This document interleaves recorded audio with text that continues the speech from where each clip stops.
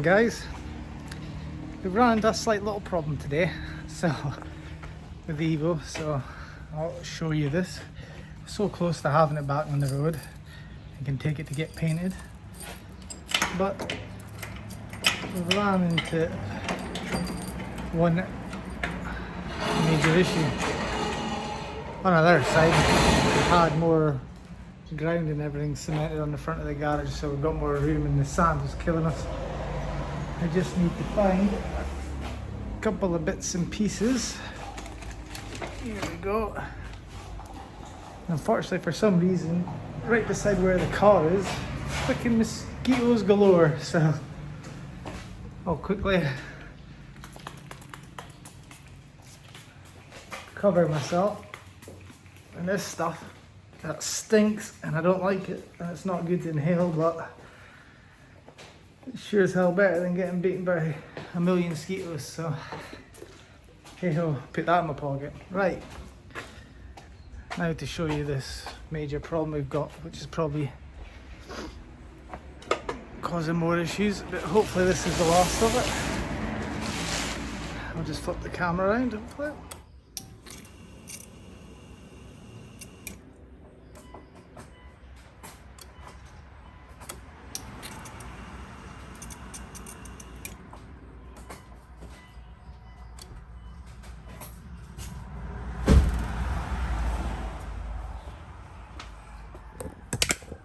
So as you can see there, we have fluid coming out the vacuum port, which is not good. So I do have this, which I hope resolves this, is the diaphragm for inside that Aeromotive reg. The problem I've got is I'm not sure if it's a real Aeromotive reg or not, because the car, obviously being in Thailand, some parts are high quality, some parts are maybe lower quality or cheaper. For example, we've got a EFR Borg Warner turbo, which is genuine, but then we've got things like that which might not be genuine. Another Aeromotive fuel filter, which I'm not sure is genuine either, and it's got a genuine sword rail and stuff like that, so it's a bit mix and match, you know. And the front bumper's a replica, it's not a genuine Evo 9 bumper, so there is mix and match things, and you just sometimes don't know what's real or not. So let's stick you on the ground and go through getting this regulator apart.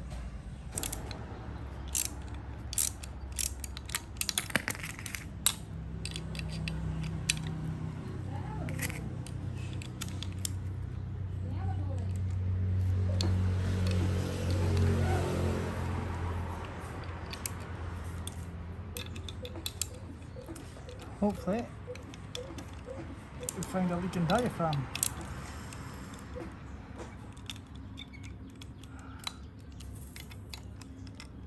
If not, we might need to get a new fuel pressure regulator. But no, we're good. We're good. So there's just a spring inside. As you can see here,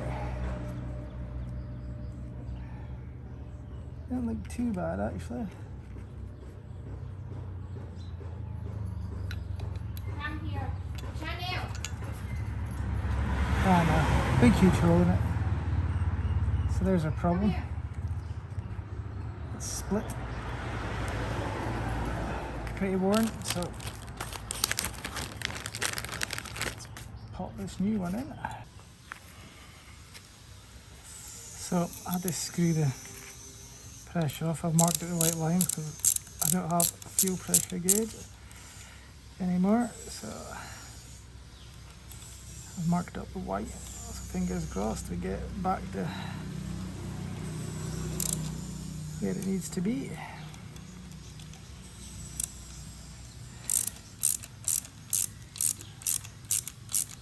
Fingers crossed. This has stopped that leak. You can see I'm using a Torx bit because it's like a 3.5 or something. It's a weird size, which is making me think maybe it isn't actually a real Aeromotive reg, but It might make sense being an American company. But we'll see if this started it, because the diaphragm sound like I've seen better days, probably from running E85. So fingers crossed this goes back to where I want it to go. There's the white lines are marked.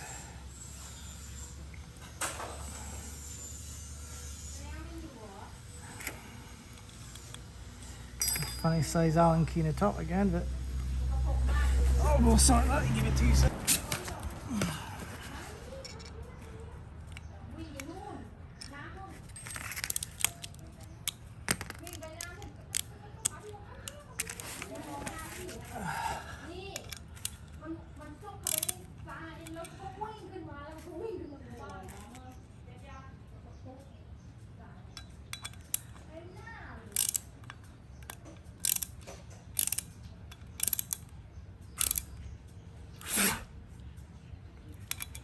Mosquito flying in my face.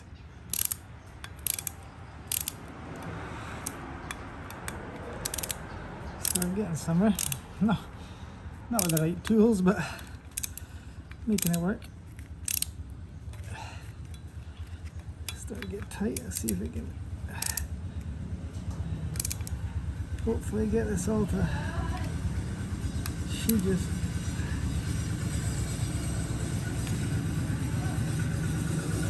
Oh, line back up.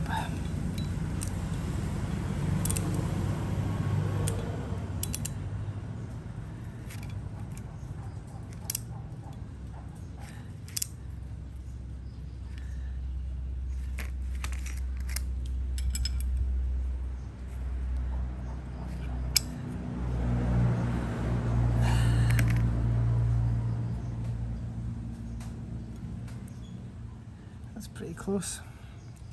Close enough. So let's go get this bang back in the car.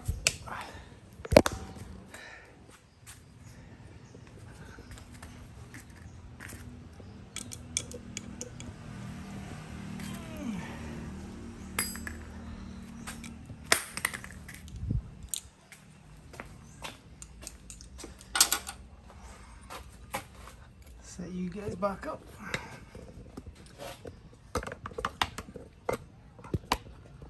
One-man operation here, not the easiest, but we will always give it a go.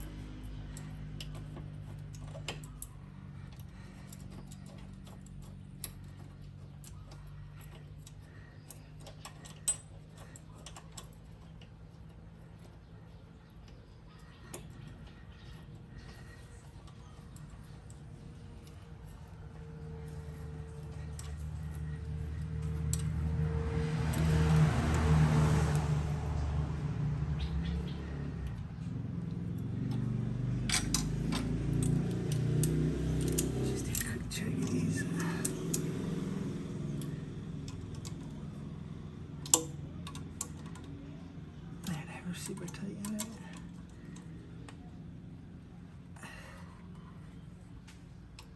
Aye, there we go.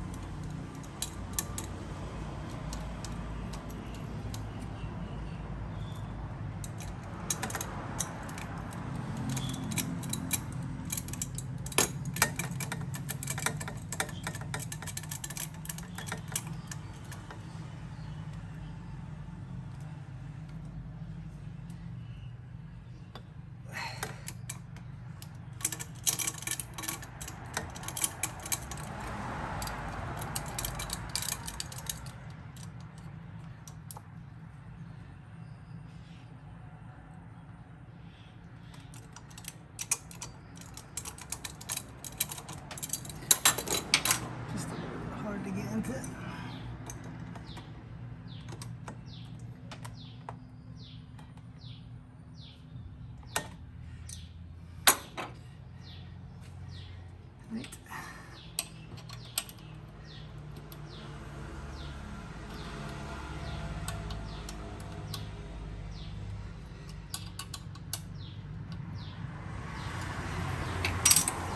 Fingers crossed. Well, there's no fuel comes out of here. See if I can get these level up again. Right, pray no fuel. Pray no fuel coming out of there. Let's see what happens.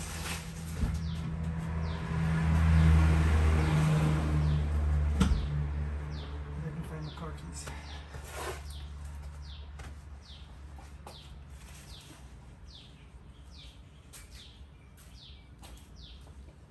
Where's Mr. Car Keys being picked? On the seat. Right.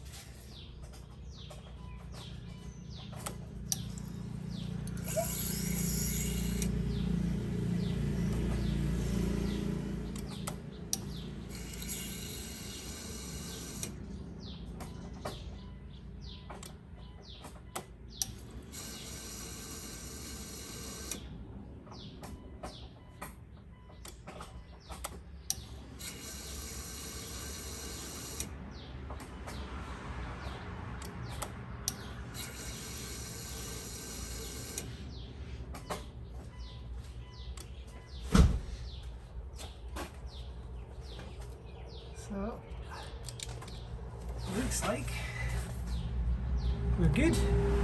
Pop the back hose on. I'll give it a start up. Just need to get a little tied up. Go there.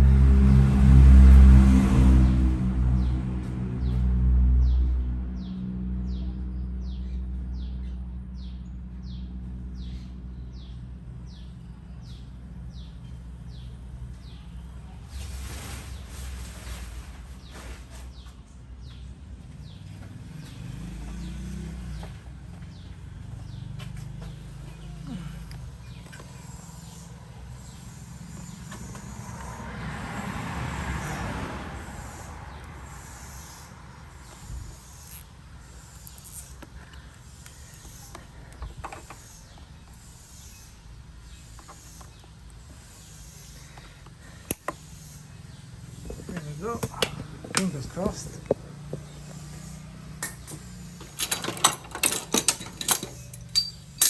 It all starts okay.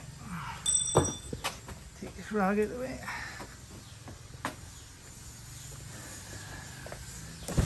I don't think even any of you guys have heard this thing, but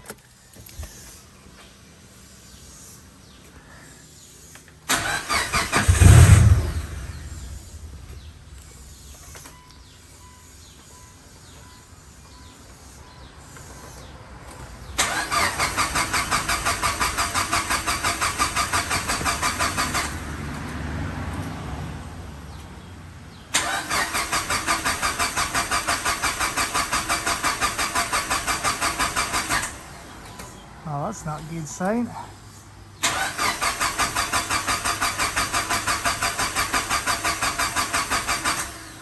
So as you see earlier today, I had to rush off. The video would have jumped forward wearing a different t-shirt. The car wouldn't start after I changed the diaphragm and the fuel pressure regulator. So a couple of things I found is, one, the diaphragm, if you look closely in the video when I was taking it apart, was actually the wrong way around, and that had been in the car and running and everything like that, no problem. And the base fuel pressure with the VAP on previously, because I did have a fuel pressure gauge inside the car, was 4 bar. So when I put the reg on, basically it was pumping far too much fuel in and the car wouldn't start and it was flooded basically. So only found that out after fiddling about a little bit and basically unscrewing the top of this up to lower the pressure. I eventually got it started and could idle, and then I screwed the pressure back to 4 bar, or round about where it was, and the car would just cut out. So that's what I found out, was a problem with it starting and stopping. So I'm glad I got that fixed, and I went to the local they call it here, which is basically a Thai word for a garage, and got basically a gauge here, and I managed to set the pressure properly. I believe it's right. I just think it was too much pressure before, and the reason it probably put more pressure in was because the diaphragm was leaking, and the diaphragm was upside the wrong way, so it would never run. So they probably put a higher fuel pressure to get it to run. And with me fixing that leaks and stuff, it was just far too much fuel going to the engine rather than going through the leak and actually come out the vacuum port, and God knows what problem it caused. So the car is all fixed now, as you can see here. It runs. I'm being out. The idle's still not great, and it does lurch. I think it's maybe a little bit too rich idle and stuff, but we'll get that fixed. So next we're off. We'll be sorting the caliper colour and hopefully getting the car painted soon. So check out for that and getting the car painted, which costs a lot cheaper than the UK, which is great. So that'll be the next video, guys, of getting the car painted.